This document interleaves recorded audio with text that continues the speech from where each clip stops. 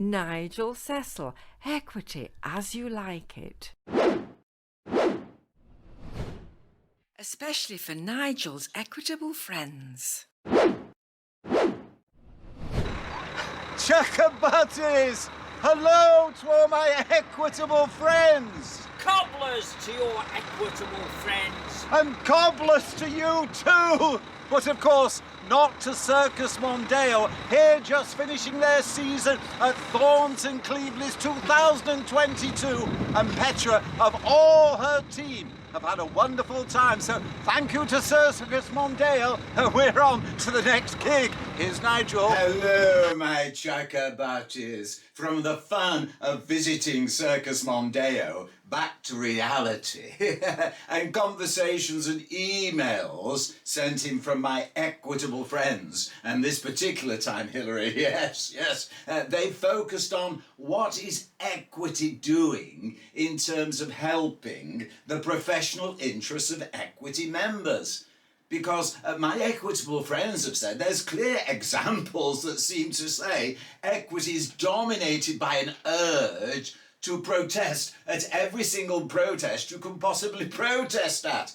Now, does that help the professional interests of equity members? For example, just have a look at this protest.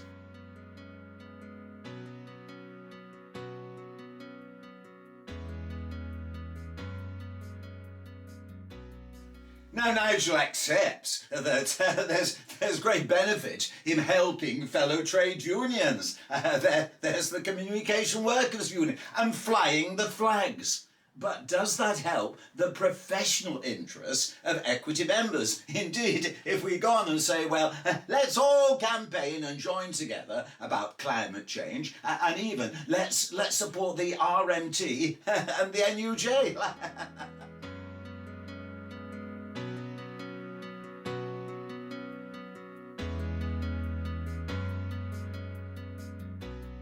Well, looking at those, it goes without saying, really, that as trade unionists, we should be concerned about the welfare of our fellow members in the trade union movement. But does that primarily help equity members? Now, of course, you'd say, well, we shouldn't always be looking at primarily helping the professional interests of equity members. But if the general membership get the idea, as some of my equitable friends have, Hilary, yes, that equity is not actually prioritising in some way what's in their interests, does it detract from the whole sort of beneficial aspects of the trade union movement? Now, those protests, joining those campaigns, can't actually be quantified in terms of equity's support. But what happens if equity becomes involved in something that may be quantified? How does that reflect on the general membership? And some of my equitable friends have raised the issue of equity's support for those caught in the tragic circumstances happening now in Sri Lanka.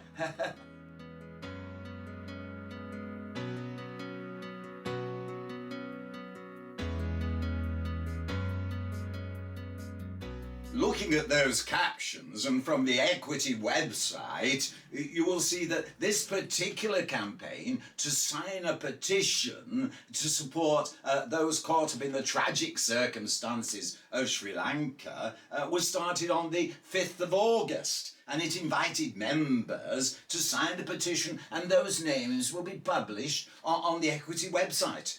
And indeed, Equity, through its campaign mode in favour of that, and an email, I understand, went out from Zoe at Equity to all Equity members, 47,000 of it was them. Well, maybe someone hadn't ticked the box to receive the email, but it certainly went out to thousands saying, please sign the petition, and then some committee members and councillors also got emails saying, please sign the petition. And the result? Well,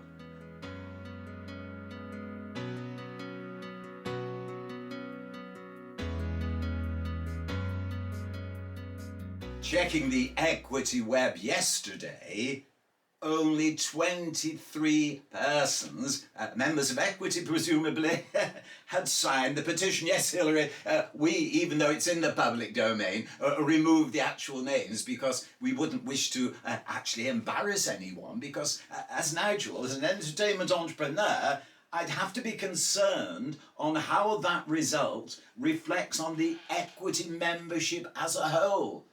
Because I can't accept that Equity members don't care. But what's gone wrong?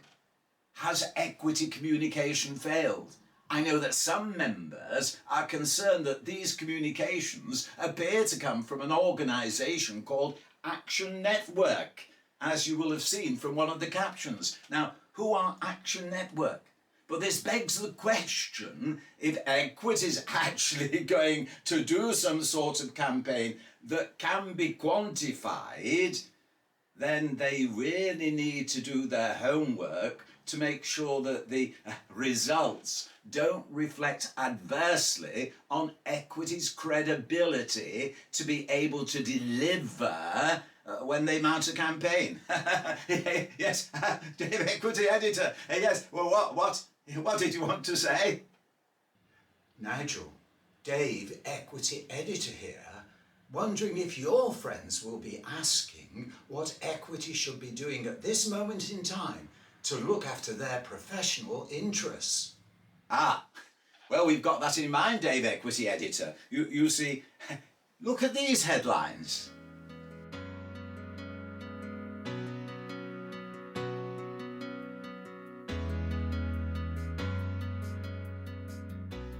From those headlines, you'll maybe agree with Nigel, moi, as an entertainment entrepreneur, that looking at the global international picture and other trade unions is all one thing.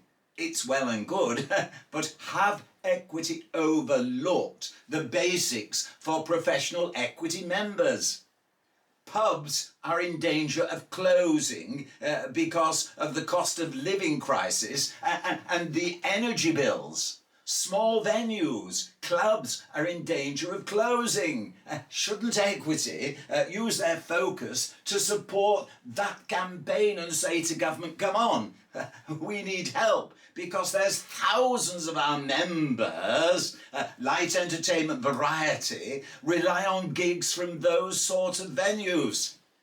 I mean, here's what I'd be saying. Save our pubs, save our clubs, save our jobs. Save our clubs, save our pubs, save our jobs. Save our pubs, save our clubs, save our jobs. Come on, all together. Yes, I know, Hilary. Let's get a campaign going, something that promotes the professional interests of our Equity members. And on that thought, I'll leave you with the caption again. Have you got my cover, Dave, Equity editor? Oh yes, thank you.